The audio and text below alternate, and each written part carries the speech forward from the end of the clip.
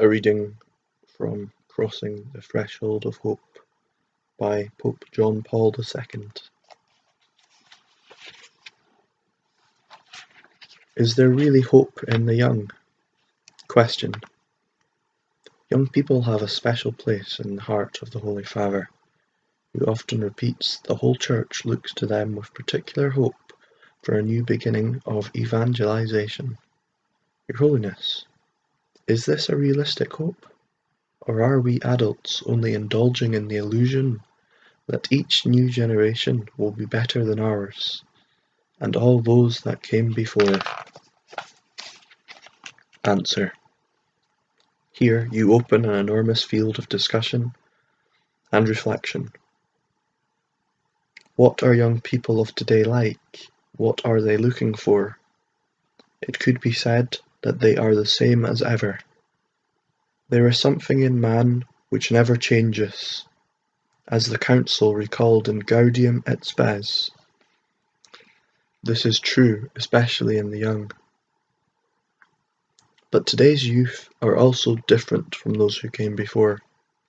In the past, the younger generations were shaped by the painful experience of war, of concentration camps, of constant danger. This experience allowed young people, I imagine all over the world, although I have Polish youth in mind, to develop traits of great heroism. I think of the Warsaw Uprising in 1944, the desperate revolt of my contemporaries who sacrificed everything. They laid down their lives. They wanted to demonstrate that they could give up. They wanted to demonstrate that they could live up to their great and demanding heritage.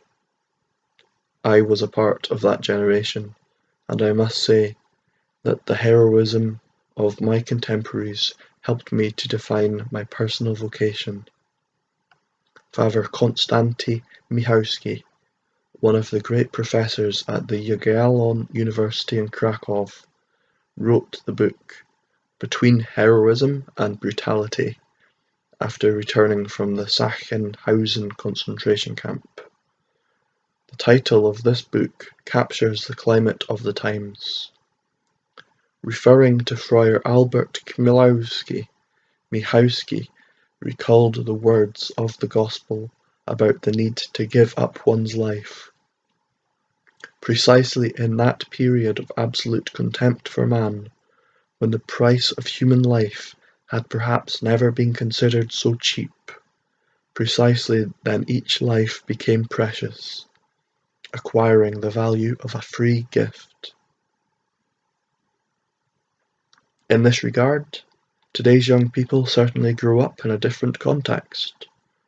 They do not carry within them the experiences of the Second World War. Furthermore, many of them have not known or do not remember the struggle against communism, against the totalitarian state. They live in freedom, which others have won for them, and have yielded in large part to the consumer culture. This is, in broad terms, the status of the present situation. All the same, it is difficult to say that the young have rejected traditional values, that they have left the Church. The experiences of teachers and pastors confirm, today no less than yesterday, the idealism present in young people. Even if nowadays it perhaps tends to be expressed mostly in the form of criticism, whereas before it would have translated more simply into duty.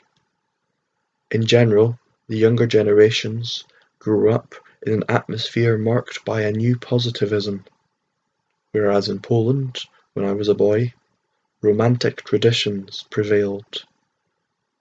The young people with whom I came into contact after I was ordained as a priest believed in these traditions. In the Church and in the Gospel, they saw a point of reference which helped them to focus their inner strength, to lead their lives in a way that made sense. I still remember my conversations with those young people who spoke of their relationship with the faith in precisely these terms. My most memorable experience of that period, when my pastoral activities concentrated above all on the young, was the discovery of the fundamental importance of youth. What is youth? It is not only a period of life that corresponds to a certain number of years. It is also a time given by Providence to every person and given to him as a responsibility. During that time he searches, like the young man in the Gospel, for answers to basic questions. He searches not only for the meaning of life, but also for a concrete way to go about living his life. This is the most fundamental characteristic of youth. Every mentor, beginning with parents, let alone every pastor, must be aware of this characteristic and must know how to identify it in every boy and girl. I will say more. He must love this fundamental aspect of youth.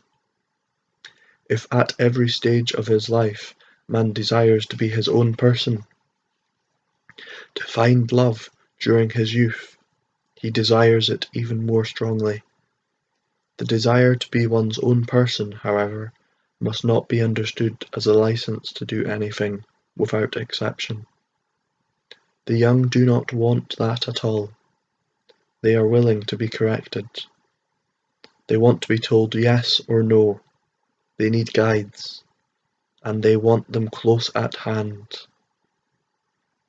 If they turn to authority figures, they do so because they see in them a wealth of human warmth and a willingness to walk with them along the paths they are following.